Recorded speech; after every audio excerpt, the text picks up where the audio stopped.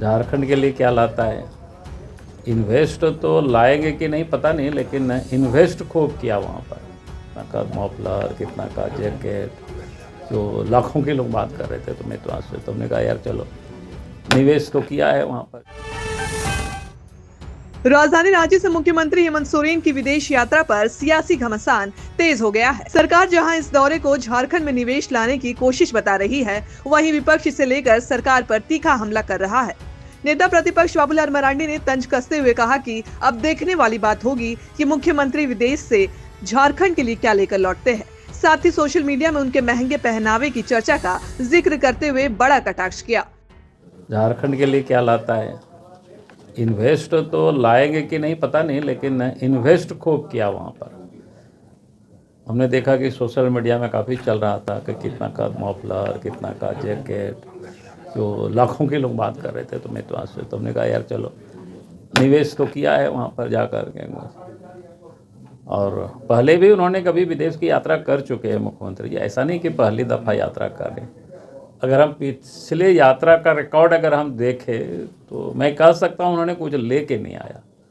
आज कहीं भी नहीं मिलता है, कहीं भी लोग बोलने को नहीं तैयार हैं कि भाई क्या उन्होंने लेके आया है। आप सब लोगों से भी पूछते हैं, थोड़ा आप लोग भी बता दीजिए, आप लोग तो बहुत घूमते हैं। कभी दिखाओ कि भाई उन्होंने पिछले बार गया था, देखो ये लेकर के आया। तो ऐसे तो कहीं कुछ है नहीं वो लेके आया हो, कुछ बता रहा हो, तो दिखा रहा हो, ये कुछ नहीं। अब इस बार गया है तो मैंने कहा कि भाई लेके क्या आएगा वो पता नहीं है, कि इन्वेस्टर को लाएगा कि वो इन्वेस्ट करने गए। तो छोटा छोटा चीज़ें जो इन्वेस्ट किया वो तो सब दिख रहा है।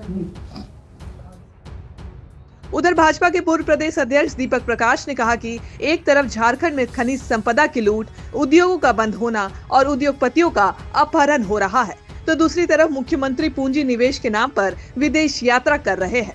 मुख्यमंत्री की इस विदेश यात्रा को लेकर अब झारखंड की सियासत पूरी तरह गर्म हो गई है। मैं उनके विदेश दौरे का अभिनंदन करता हूं। मुझे विश्वास है कि उनके जाने से पूंजी निवेश को बढ़ावा देने में सहायता मिलेगी। ये अग्नि परीक्षा है उनके लिए कि विदेश जाने के बाद वो कितना पूंजी निवेश यहाँ कर पाते हैं, कितने औद्योगिक घराने यहाँ पर आकर के उद्योग लगाते हैं और कितने बीमारू उद्योग हैं वो स्वस्थ और यहाँ के लोगों के रोजगार के सृजन में काम आएंगे। सच तो यह है कि आज की स्थिति की बात की जाए तो झारखंड का उद्योग मर रहा है, उद्योगपतियों का पलायन हो रहा है, और जो पलायन नहीं हो रहा है उसका तो अपहरण किया जा रहा है। और झारखंड की सरकार विधवा विलाप कर रही है। आज भी उद्योग और मिनरल्स यहाँ पर खड़े नहीं हो पा रहे, और मिनरल्स के मामले में यहाँ पर लूटपाट, कोयले की तस्करी, खनिज संपदा के लूटपाट का इतिहास अगर कोई रचा है देश में तो हेमंत सोरेन की सरकार ने रचने का काम किया है। तो कह रही कई कंपनी जो है यहाँ आने को तैयार है। अब क्या तो समय वो आ रहे हैं, उनके पीछे शायद बारातियों की तरह पूंजी निवेश करने वाले औद्योगिक घराने भी आए। मेरी शुभकामना है। अगर नहीं आएंगे तो इनके लिए भी अग्नि परीक्षा है। ये साबित होगा कि ये पूंजी निवेश कराने के लिए गए थे या औद्योगिक घराने को बुलाने के लिए गए थे या विदेशी यात्रा घूमने के लिए गए थे अपने पदाधिकारियों के साथ। सर, एक जमशेदपुर से कारोबारी 7 दिनों से लापता है, गुजरात से आते हैं। दुर्भाग्य इस बात का है कि वो हमारा अपना परिवार, झारखंड को विकसित करने वाला औद्योगिक घराने का बच्चा आज अपहरण हो गया, लेकिन राज्य की सरकार अब तक खोज नहीं पाई। पुलिस प्रशासन विफल है और सरकार तो सुपर डुपर फ्लॉप साबित हो रही है।